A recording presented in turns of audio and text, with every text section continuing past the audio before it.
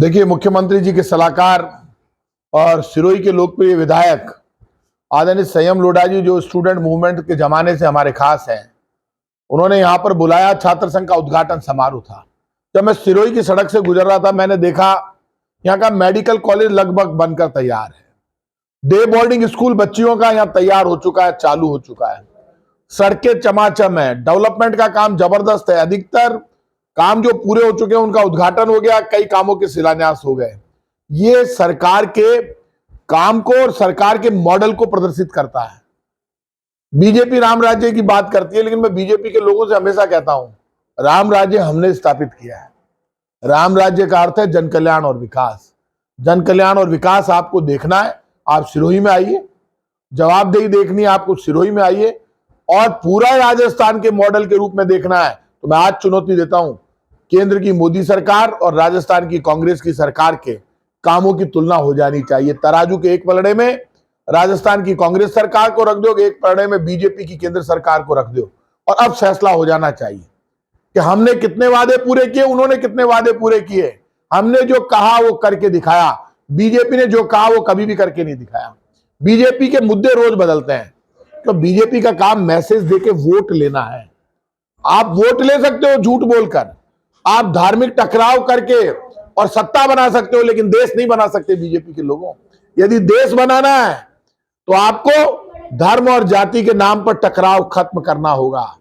केंद्र की सरकार बीजेपी की हो या कांग्रेस की, राजधर्म निभाना सरकारों की जिम्मेदारी है। राजधर्म से आप पीछे नहीं हट सकते।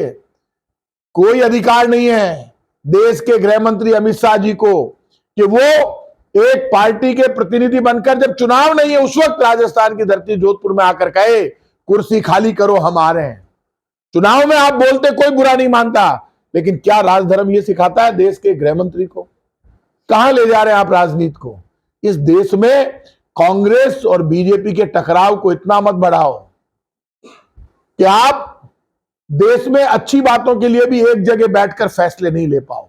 पहली बार ऐसा हुआ है जब विपक्ष में और सत्ता पक्ष में दूरियां बहुत बढ़ गई है पूरे देश में। राहुल गांधी पदयात्रा करते हैं, राहुल गांधी पूरे देश में निकलते हैं, जिन मुद्दों को उठाते हैं उन मुद्दों पर ना बीजेपी जवाब देना चाहती है, ना जनता के लिए कुछ करना चाहती है। पहली बार मैंने देखा जब प्रधानमंत्री नरेंद्र मोदी जी खुद राजस्थान की धरती पर आकर भाषण देते हैं, वीडियो सामने आता है, और उन्हीं के एक केंद्रीय मंत्री ईआरसीपी के मुद्दे पर कहते हैं प्रधानमंत्री जी ने भाषण ही नहीं दिया। भाषण सामने वीडियो में दिख रहा है, भाषण ये भी दिख रहा है, अब और नहीं पेट्रोल डीजल की मार, अब की बार बीजेपी सरकार, अब की बार मोदी सरकार, अब और नहीं महंगाई की मार, अब की बार मोदी सरकार। और देश बदलने की बात होती है, नोटबंदी के बाद देश बदलता है, लेकिन 1 घंटे में 4 लोग आत्महत्या करते हैं आज भारत सरकार की गलत नीतियों के कारण। नितिन गडकरी कहते हैं देश की अर्थव्यवस्था को यदि किसी ने बचाया उसका नाम सरदार मनमोहन सिंह है। क्या बात करते हो आप? आज राइट टू वर्क, नरेगा, गांव गांव में लोग, आम आदमी को रोजगार मिला। ये रोजगार नहीं मिलता तो गांव शहरों पर हमला कर देते भाई साहब। Right to work, Mahatma Gandhi रोजगार गारंटी कानून, राइट टू फूड, 1 रुपए किलो 2 रुपए किलो में अनाज। लेकिन 2011 की जनगणना के अनुसार 4 करोड़ 46 लाख लोगों को कांग्रेस की सरकार में जो गेहूं मिलता था उतना ही राजस्थान को आज मिलता है। 1 किलो नहीं बढ़ाया बीजेपी ने। आबादी नहीं बढ़ी क्या? बढ़ी है। Right to food, right to work, right to education, बड़ी स्कूल में गरीब का बच्चा पढ़ेगा। राइट टू इंफॉर्मेशन, क्या दिया राजस्थान में? महात्मा गांधी स्कूल गांव गांव में खुल गए। कोई रोना नहीं, सड़कें धड़ाधड़ बन रही है, काम बोल रहा है।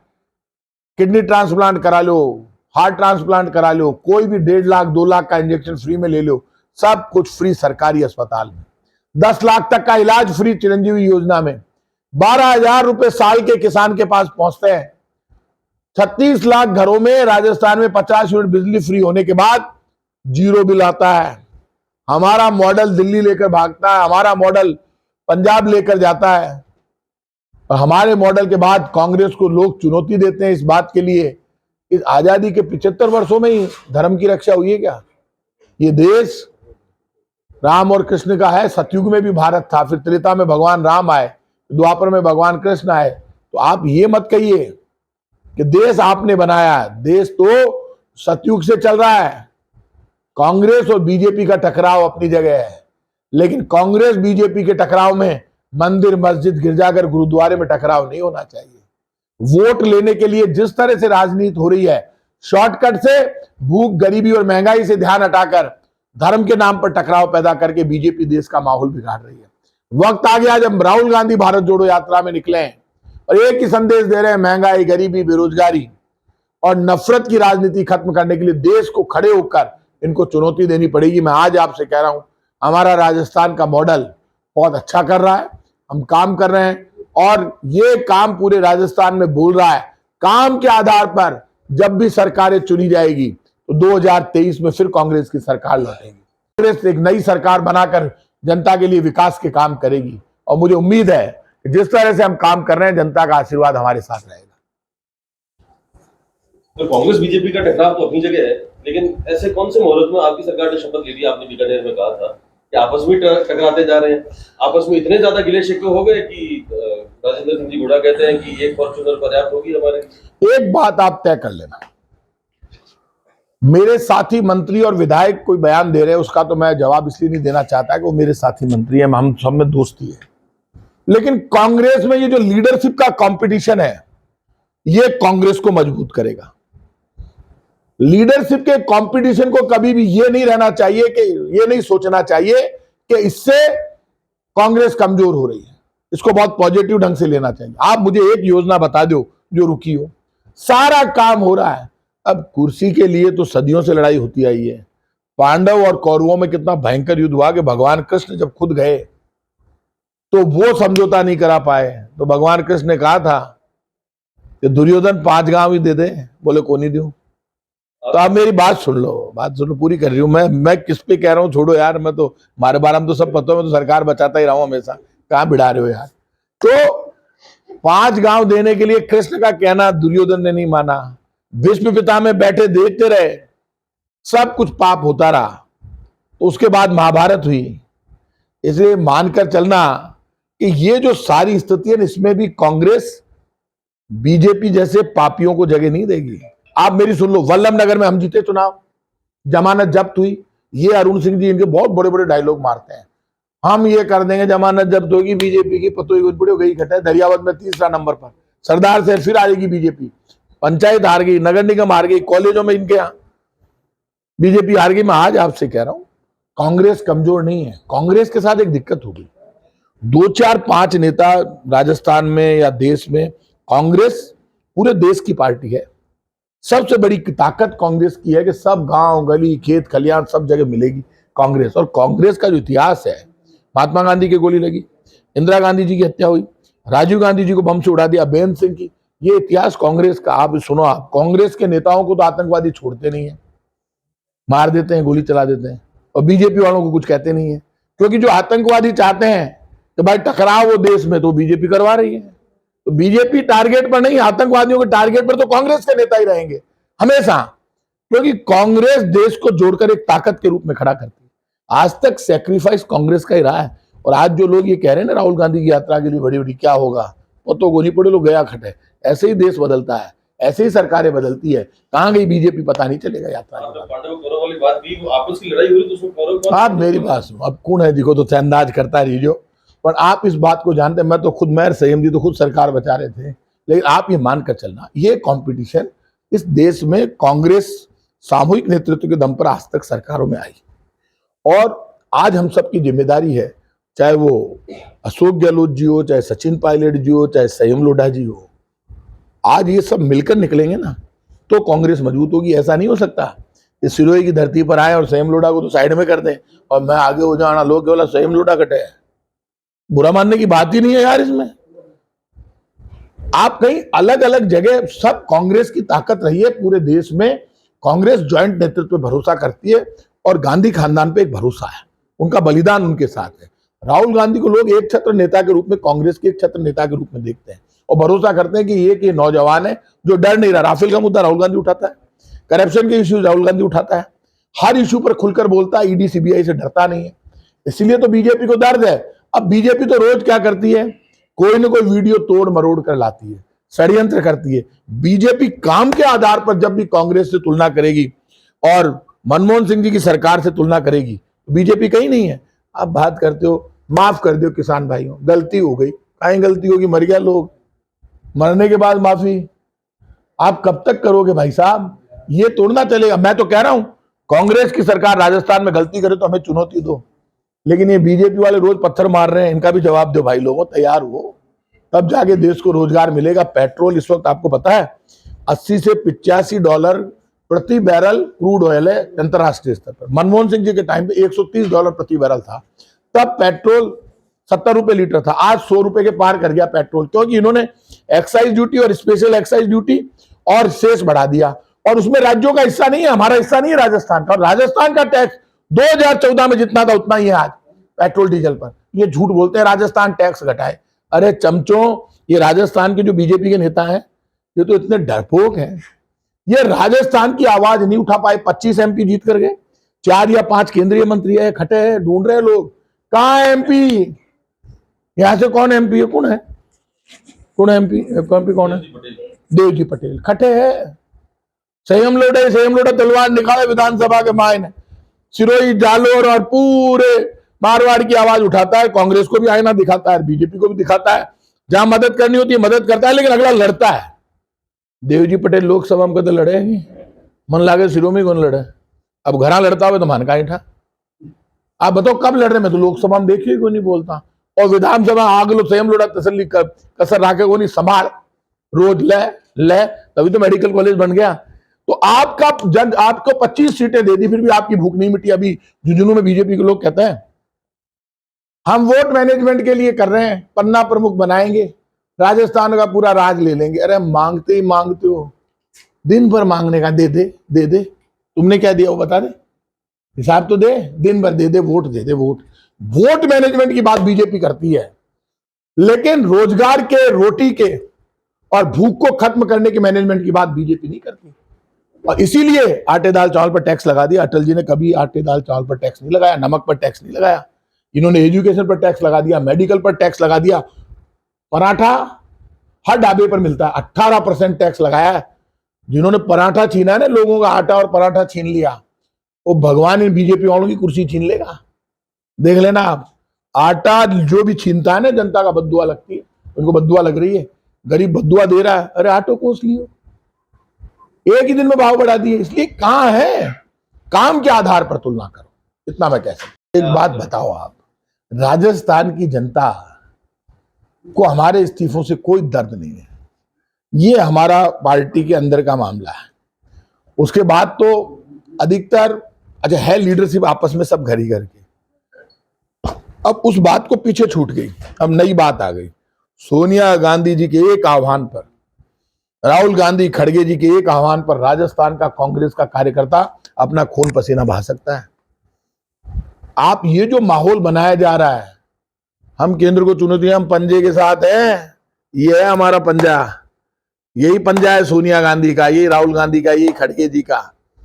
तो ये जो पंजा है, ये महात्मा गांधी का पंजा है, ये पंडित नेहरू का पंजा, बाबा साहब भीमराव अंबेडकर का पंजा, ये पंजा इसको कमजोर नहीं होने देंगे, इस पे जीत के आए। तो ये पंजा हमारा है, ये कांग्रेस है, इसलिए ये मानना कांग्रेस को कमजोर नहीं होने देंगे। और ये मान लो अजय माकन जी का इश्यू आया, राठौड़ साहब को जिम्मेदारी देते ही अजय माकन जी ने इस्तीफा दे दिया पंजाब। नहीं वो देखो, अजय माकन जी का जो इश्यू आया, अजय माकन जी हमारे सम्मानीय, मेरे उनके बहुत अच्छे रिश्ते हैं। मैं सच कह रहा हूं, मैं दिल्ली, आजकल क्या है कि आजकल दिल्ली की पॉलिटिक्स, दिल्ली में जिनकी टच है ना, उनकी बहुत बोलबाला है। मैंने भी तय किया अब मैं दिल्ली में कांग्रेस के बड़े नेताओं से मिलूंगा, मैंने भी आवे राजनीति यार, मैं भी खिलाड़ी में फील्ड को। तो अब बड़ा नेता आजकल वो है जिसकी दिल्ली में पकड़ है, बीजेपी कांग्रेस दोनों में। तो मैंने भी तय किया है कि दिल्ली भी आता जाता रहूं, मैं भी मिलना जुलना करना ये सब करूंगा, क्योंकि बताओ आप, इसमें कोई गुनाह तोड़ना है। अब मैं भी दिल्ली में चालू करूंगा, जमीन पे तो राजस्थान सब जानता है कि खून पसीना हमने गिराया, हमारा नाम कोई ले ही नहीं। तो मैं दिल्ली से ही नाम चलता है, दिल्ली जाए यार बात कर से क्यों नहीं जाएंगे, राजस्थान का बेटा हूं मैं। आप मुझे ये बताओ कि अशोक गहलोत जी, सचिन पायलट जी, संयम लोढ़ा जी, डोटासरा जी, और मान लो जितना भी नेता है, सारे नेता मिलकर एक कांग्रेस की ताकत बनती है, सामूहिक नेतृत्व। तो अब जब मैंने मीडिया के लोगों से जब बीच में हमारी झंझट चला, तो मीडिया वाले, पूरे दिल्ली का मीडिया मेरे पास आ गया। मैंने दिल्ली के मीडिया से कहा, मीडिया कह रहा आप ये बोलो। अरे क्यों बोलो, आप तय नहीं करेंगे। मीडिया हमारा साथी है, मेरे दोस्त है सारे के सारे। कि आप ये मान के चलिए, ये जो कांग्रेस में अंदर कुछ भी चल रहा है, और राजस्थान के हितों से कोई समझौता नहीं होगा। राजस्थान की एक एक योजना लागू हो चुकी है। 85-90% वादे हमने घोषणा पत्र में जो किए थे पूरे कर चुकी है सरकार। खुद मुख्यमंत्री, खुद ये मुख्यमंत्री जी के सलाहकार बैठे। अब कई बार होता है क्या, मैंने कोई इश्यू उठाया तो वो टकरा गए। टकरा ढूंढना गए। जो आदमी खुद के अधिकारों की रक्षा नहीं कर सकता और खुद के अधिकारों को लेकर नहीं बोल सकता, तो दूसरे के अधिकार नहीं दिलवा सकता। प्रताप सिंह खाचरियावास सरकार को बचाने के लिए लड़ता है तब अच्छा लगता है, और जनता की, राजस्थान की अपनी बात कहे तो बुरा लगेगा। ऐसी मुझे किसी की परवाह भी नहीं है। केसीआर बढ़ने की बात करते मैं तो आज भी स्टैंड में हूं। एनुअल कॉन्फिडेंशियल रिपोर्ट के मामले में मुझे चीफ मिनिस्टर से मेरी बात हुई थी, सीएम साहब से फोन पर। ये इशू क्यों आया? मुझे कोई शौक नहीं है एसीआर भरने का, भाई गॉड। आज खरी खरी बात कह रहा हूं, सिरोही में 4 साल से मैं मिनिस्टर हूं। एसीआर भरने का मुझे शौक नहीं क्यों है? जब 46,000 मीट्रिक टन गरीबों का गेहूं लैप्स हो गया। आईएएस अधिकारी बैठा है, उसको यही पता नहीं 1 रुपए किलो, 2 रुपए किलो, मतलब 2 गेहूं है, एक 2 रुपए किलो में, एक 1 रुपए किलो में। ये तो समझते हैं खुद को, विधानसभा में बोलते हैं, स्टडी करते हैं। अंत्योदय, बीपीएल, इनका 1 रुपए किलो में गेहूं है। वो काका जी उसको पता ही नहीं है वो कहीं कर रहे हो। मैंने कुलदीप राका को फोन करके कहा, अच्छे अधिकारी हैं हमारे यहाँ, काम करने वाले हैं, तभी तो हमारी इतनी योजना है। हम नंबर 1 स्टेट है अच्छी योजनाओं के लिए, डेवलपमेंट में। चीफ मिनिस्टर का काम अच्छा है, एमएलए का काम अच्छा है, मिनिस्टर से, इससे हमारे को टकराव, लड़ाई तोड़ना है। तो मैंने कहा भैया मैं जिम्मेदार नहीं हूं, अधिकारी जिम्मेदार है। बोले साहब अधिकारी में ना गलती कर रहे हैं, तो आप ये क्यों हो रहा है? मैंने कहा भाई मैं तो एसीआर भर नहीं रहा, मैंने पता ही किया। तो एसीआर मेरे पास आई नहीं। कुछ मंत्री बड़ा जोश से बोले, मेरी उनसे कोई नाराजगी नहीं है, हम तो भर रहे हैं। तो ज्यादा पावरफुल है काका, तू ले ले नंबर राजस्थान की जनता का, जा। मैं किसी मंत्री की बात नहीं काटता हूं, लेकिन जो ज्यादा मंत्री ये सोचते हैं ना कि हम इससे बहुत बड़े हो रहे हैं, आपने भरी है तो थैंक यू, हमारी बहुत चलती है। राजस्थान जानता है किसकी चलती है। मैं किसी के सामने गिड़गिड़ाता नहीं हूं, मैं मेरी स्टाइल में राजनीति करता हूं। जो आदमी अपनी जान की परवाह नहीं करता, वो किसी के स्वाभिमान से समझौता कर सकता है क्या? नहीं कर सकता। इसलिए मैं कह रहा हूं कि यदि प्रताप सिंह खाचरियावास लड़ते हुए, सरकार बचाते हुए अच्छा लगता है, तो नेताओं की भी जिम्मेदारी है, यदि वो कोई इश्यू उठाए तो बड़े प्यार और प्रेम से बोले और कहे कि उन्होंने जो इश्यू उठाया। क्योंकि रिलेवेंसी तब है आपके किसी ऑर्डर की, डीओपी के 2008 के ऑर्डर की, कि जब वो लागू हो। तो आपकी भी जिम्मेदारी है। नेता, मान लीजिए मेरे से बड़े लीडर हैं, सीनियर हैं, उनकी भी जिम्मेदारी है। तो सम्मान के साथ, प्यार के साथ हर बात को सम्मान दे, जैसे हम नेताओं की बात को सम्मान। तो एसीआर के इश्यू पे तो मैं कायम हूं, जब मुझे बोलना होगा तब बोलूंगा उस पर भी। कैबिनेट में बोलना हो, चाहे सीएम से बात करने, ऐसे तो ना विड्रॉ कर लूं। क्यों कर लूंगा विड्रॉ? क्या है, होना आज भी कायम। अपनी अपनी बात सब करे, मैं किसी मंत्री पे चार्ज नहीं कर रहा, लेकिन मंत्रियों को एक मंत्री की बात का बेवजह खंडन नहीं करना चाहिए। मैंने नहीं कह रहा खंडन, अभी आपने कहा, उससे वो पावरफुल नहीं बनेंगे। मैं पढ़ता हूं जब से पूरे राजस्थान में घूम रहा हूं, धक्के खाए मैंने जिंदगी में, खून पसीना गिराया मेरा सड़क पे। इसलिए कांग्रेस को कमजोर नहीं होने देंगे। जैसे कहीं हम ये चाहे, नंबर कौन दे सकता है? नंबर सिर्फ भगवान दे सकता है इंसान को। इंसान को इंसान का नंबर नहीं चाहिए, भगवान का चाहिए नंबर। हम सब बराबर हैं।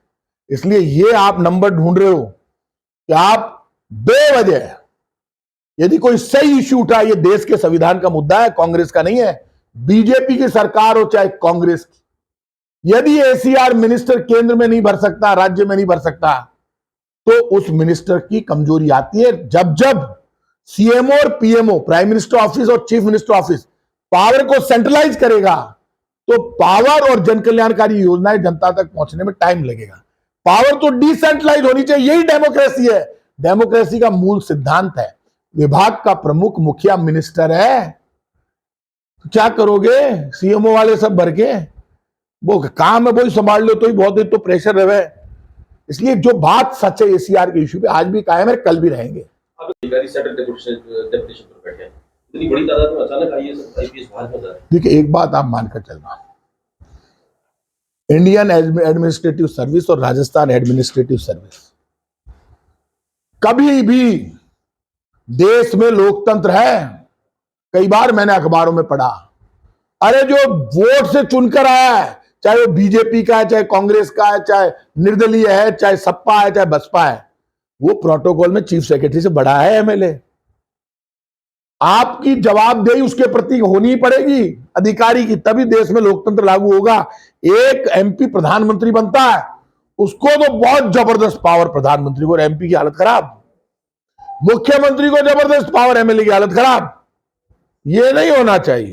मुख्यमंत्री उस क्षेत्र का एमएलए अपने विधानसभा क्षेत्र का मुख्यमंत्री जितनी पावर उसको जिस दिन मिलेगी, उस दिन सच्चाई में वो एमएलए पूरे काम करवा पाएगा, राम राज्य लागू हो जाएगा पूरे देश में, चाहे किसी पार्टी की सरकार हो उस राज्य में। बीजेपी आरोप लगाती है कि कांग्रेस सरकार में अभी पूरे जिला स्तरीय मुख्यमंत्री बन गए हैं। सुन लो बीजेपी वालों की तो हालत, ये गोडे में सर दे के रोते थे वसुंधरा जी जब मुख्यमंत्री, माथो दिले था भैं रोता। अरे शर्म नहीं आती, ये नहीं बोलना चाहिए। मैं कौन हूं? मैं प्रताप सिंह खाचरियावास हूं। ये बीजेपी के आज के नेता हैं, इनके गुरु, इनके पितामह भैरू सिंह शेखावत, जिन्होंने राजस्थान में बीजेपी को बनाया, उन्हीं में से तो एक मैं हूं। उसी खाचरियावास का बेटा हूं मैं। ये अपने बाप भैरू सिंह जी के सगे नहीं हुए, दूसरों के क्या हो गए। अंतिम दिनों में बीजेपी वालों ने भैरू सिंह जी को धक्का दे दिया। मन ही बात की आज तक रीस। भाव साहब बहुत दुखी थे, वो कहते थे यार पूछे को नहीं मारा बड़ा, और बोले, मैंने उनसे पूछा क्या खड़ी करी? अरे यार गांव गांव में खड़े तांगा पर जातो, खड़े बस में जातो, साइकिल पर पाई चो चढ़ा विधानसभा जातो, और गांव गांव में भाषण दे दे, जनसंघ खड़ी करी, फिर बीजेपी खड़ी करी। एक दिन में खड़ी होगी क्या पार्टी? भैरू सिंह शेखावत, अटल बिहारी वाजपेयी और अडवाणी जी को जो बीजेपी भूल गई, वो बीजेपी देश का भला नहीं कर सकती। अगर आपको हमारे वीडियो अच्छे लग रहे हैं तो अभी हमारे चैनल को सब्सक्राइब करें, साथ ही हमारे वीडियो पर लाइक, कमेंट और शेयर जरूर करें।